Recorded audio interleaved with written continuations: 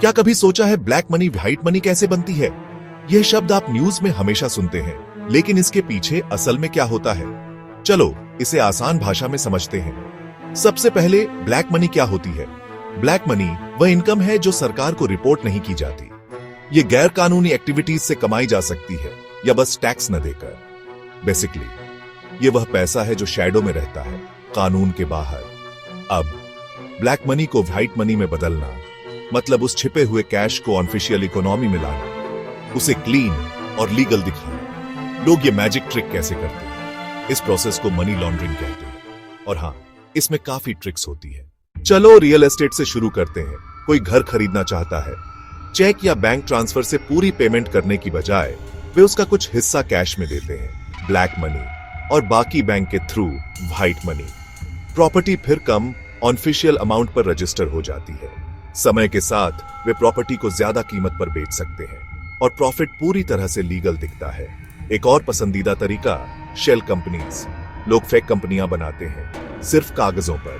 वे fake sales या services दिखाते हैं और ब्लैक मनी को इन कंपनियों के थ्रू ऐसे रूट करते हैं जैसे वह बिजनेस इनकम हो। कागज पर सब व्हाइट है, लेकिन असल में बिजनेस शायद ही मौजूद होता है।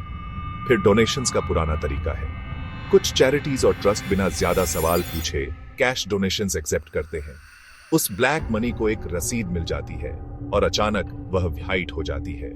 और कैश इंटेंसिव बिजनेस को मत भूलना, जैसे रेस्टोरेंट्स या छोटी दुकानें, वे आसानी से असल में जितनी कैश सेल्स हुई उससे ज्यादा दिखा सकते हैं और चुपचाप ब्लैक मनी को सिस्टम में डाल सकते हैं।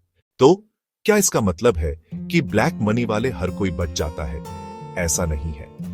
सरकारें हमेशा लोगों को पकड़ने के नए तरीके निकालती रहती हैं, जैसे डिमोनेटाइजेशन, सख्त टैक्स रूल्स या टेक बेस्ड ट्रैकिंग। लेकिन हर रूल के लिए आमतौर पर एक लूप होल होता है।